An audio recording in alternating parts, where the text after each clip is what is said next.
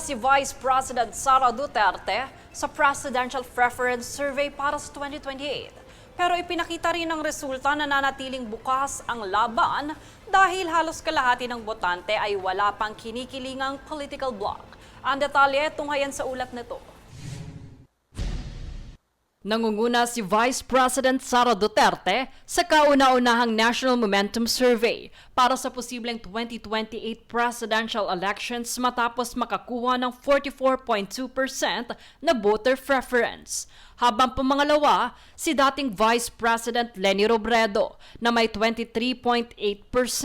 At pangatlo naman, si Senador Raffy Tulfo na may 12.2%. Ang mga naturang resulta ay ayon sa pag-aaral ng Momentum Research Incorporated kung ano nga ba ang kasalukuyang pulso ng masa sa usaping politika. Ayon sa Momentum Research, nananatiling matatag ang suporta kay VP Sara dahil sa solid base ng mga botanteng kumikilala sa Duterte political bloc. Gayunman, lumabas din sa survey na 45% ng mga sumagot ang nagsabing independent sila o wala pang sinusuportahang pangunahing political faction.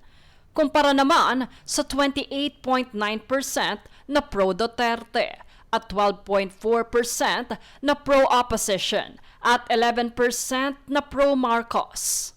Dahil dito, ayon sa survey, nananatiling bukas ang labanan sa 2028 dahil maaari pang magbago ang desisyon ng malaking bilang ng mga independent voters. Ipinakita rin ng survey na 83.3% ng mga respondent ang naniniwalang mahalagang ituloy ang impeachment trial laban kay VP Sara, habang 43.8% naman ang nagsabing masyado pang maaga upang matukoy kung siya ay mapapawalang sala o mahahatulan. Ayon kay Momentum Research founder Cleve Argales, posibleng makaapekto ang magiging resulta ng impeachment trial sa takbo ng presidential race sa mga susunod pang taon. Samantala, ang naturang non-commissioned survey ay isinagawa noong July 13 hanggang 16 sa 1,438 na mga Pilipinong edad 18 pataas sa buong bansa. Jade Buhoy, nag-uulat para sa Golden Nation Network. Nagpahayag naman si Senator Judge Panfilo Ping Lacson na maaari umanong lumabag sa New Government Procurement Act ang kahilingan ng Office of the Vice President na eksklusibong gamitin ang sariling accredited caterer nito para sa impeachment trial. Ayon kay Lacson, mayroon pang humigit kumulang 22.6 million pesos na natitirang pondo mula sa 2025 budget ng impeachment proceedings na maaaring gamitin para sa pagkain ng prosecution, defense, mga testigo at iba pang opisyal na kalahok sa paglilitis. Gayunman, iginit niyang hindi maaaring bayaran ng Senado ang caterer ng OBP dahil kailangang dumaan ang lahat ng procurement sa itinakdang proseso ng batas. Ididagdag din ni Lacson na may sarili ng accredited caterer ang Senado na dumaan sa regular na bidding process. Aniya, sapat ang natitirang pondo upang matustusan ang pagkain ng lahat ng nagsasagawa ng opisyal na tungkulin kaugnay ng impeachment trial.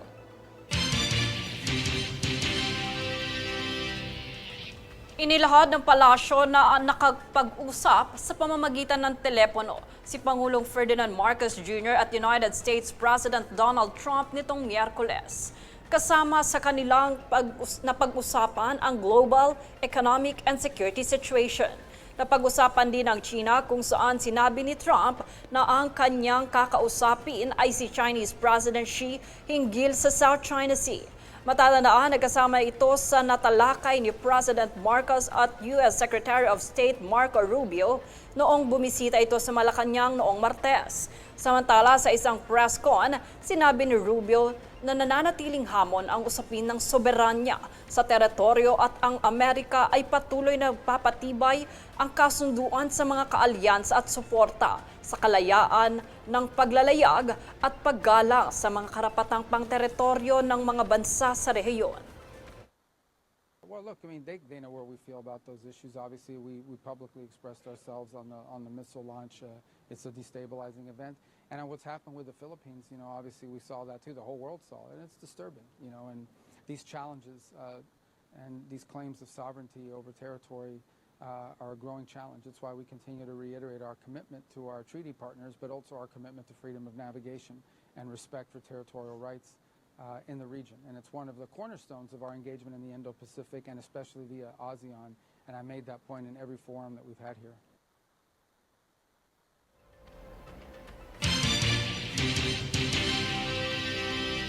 Kasabay ng ASEAN Foreign Ministers Meeting, nananawagan ang grupo ng rallyista sa China na igalang ang karapatan ng Pilipinas sa West Philippine Sea. Tungayan ang impormasyon sa balitang ito. Nagsagawa ng mapayapang pagprotesta ang grupong Filipinos Do Not Yield Movement Alab ng Bayan, kasabay ng pagbisita sa Pilipinas ni Chinese Foreign Minister Wang Yi para sa ASEAN Foreign Ministers Meeting. Ayon sa grupo, layunin ng kanilang pagkilos na iparating sa pamahalaan ng China ang panawagan ng mga Pilipino na igalang ang soberanya at mga karapatan ng bansa sa West Philippine Sea. Patuloy din po kaming nanalangin na sana okay lang po ang ating mga mangingisda, hindi sila hinaharas, hindi sila nagkakatroma, at higit sa lahat, walang mawalan ng tatay o ng tito o ng lolo dahil lang po sa panghaharas. At patuloy po kaming lalaban hanggat kaya po namin para po sa ating lahat. Nananawagan din sila sa China na maglabas ng pampublikong paghingi ng paumanhin at alisin ang AI-generated video na inilathala ng China Daily na ayon sa kanila ay naglalaman ng racist na description para sa mga Pilipino. Kinunde na rin ng grupo ang umano'y paggamit ng dahas laban sa mga tauhan ng Philippine Navy sa Ayungin Shoal at ang patuloy na pangaharas ng mga barko ng China sa mga tauhan ng Philippine Coast Guard at Bureau of Fisheries and Aquatic Resources habang nagsasagawa ng humanitarian missions. Hiling pa ng grupo na itigil na ng China ang lahat ng anyo ng agresyon, pananakot at panghaharas sa loob ng Exclusive Economic Zone ng Pilipinas. Kanila namang mensahe para kay Foreign Minister Yi na dalhin sa Beijing ang panawagan ng sambayan ng Pilipino na igalang ang pandaigdigan na batas at ang mga karapatan ng Pilipinas sa karagatan. Sa ngayon, wala pang opisyal na tugon ang pamahalaan ng China kaugnay sa mga panawagang ito. Jade Buhoy, nag-uulat para sa Golden Nation Network. At narito ang recap ng mga nagbabagang balita ngayon. Sa ulo ng mga balita, Pilipinas pinakamataas ang singil sa kuryente sa Southeast Asia. Higit sa 23 milyong pisong frozen products mula China nasabat ng Bureau of Customs. Karapatan ng bansa sa Ayungin Shoal, iginiit ng PCG. Pahayag ni Senador Robin Padilla, pinabulaanan. Vice President Sara Duterte nanguna sa 2028 Presidential Survey. US President Donald Trump at Pangulong Ferdinand Marcos Jr. nag-usap sa telepono upang talakayin ang ilang mahalagang usapin. Patas at pantay na balita, komprehensibong ulat para sa pulso ng masa. Ito ang News Force. Yan ang pinakamainit na mga balita ngayong linggo. Manatiling nakatutok sa aming mga ulat at update sa aming Facebook page, facebook.com/Golden Nation Network. At mag-subscribe sa aming YouTube account, youtube.com/@Golden Nation Network. Ako si Jade Buhoy at ito ang News Force.